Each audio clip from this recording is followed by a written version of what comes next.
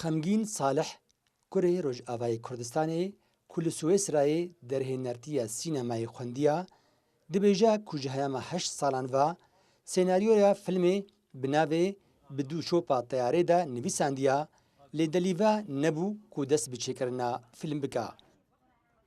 Niha li gel tîmeka Swêsrî bi mebesta çêkirina filmê navbatî seredana Rojavayê Kurdistanê dike. Xemgîn dibêje ku berhemhênana film bi kedeka kesayetiya û tu sazî yan jî kampaniyên taybet piştgiriya wî nekirine. Poyta film dibêje xortê me gelek ji beşek jê reviyan û qîzê me vê dike himayeta mantiqî kirin. û bav tim dixwaze law çê bibin, naxwaze ket çê bibin.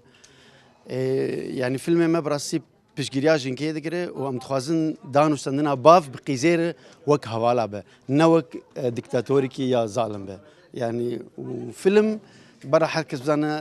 ne daet ji kesî re ye, filmekî Kurdistanî herkes tê de ye. Film bi alîkariya hin lîstikvanan ji Rojavayê Kurdistanê tê bikar anîn û li gorî derhênerê film tevlî ku ew akter yan jî lîstikvanên profesyonel tune na lê kêfxweşiya xwe diyar dike. Ji alî xwe ve lîstikvanên ku di film de beşdar in dibêjin ku beşdariya wan di filmekî sînemayê de bi alavên nûjen û tîmeka profesyonel ezmûneke nû ye. Nemaze ku dîmenên film dê li gelek welatan wek Tirkiye, Yunan, İtalya û Swêsrayê bêne kişandin. جاره کمین بلکی فیلم د مهرجان سینما عالمی ده به عرض کردن یعنی المناطق کردی بلکی لوک دهوک زاخو يعني ايراني به اوروبا به وانا فيلم به مانا كي نقاش هكا فيلم جي براسي زين كي بي فاتم قريدا فيلم جي نو كوا فيلم يقو بري مشيت كرنا كي فيلم كي تشيروكاوي خوشا تشيروك جي يعني از دوف كركي خدت تشم طيار وشويه اوروبا دوت تشم اوروبا هناك تشتي نوتي انا يعني جداي وقع فيلم يقو ما تشكري اصلا كي ولو مازن راستيشي قال لك ما نديت بو يعني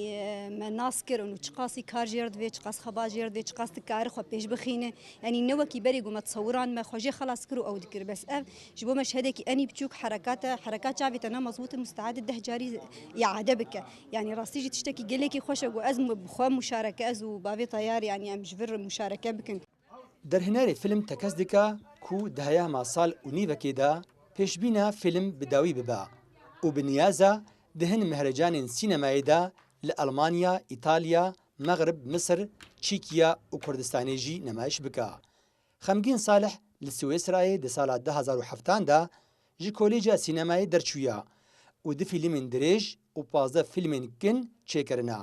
û di jiyana xwe ya sînemayê de çarxelat jî wergirtine. Dilovan Çeto, Kurdistan 24, Qamişlo.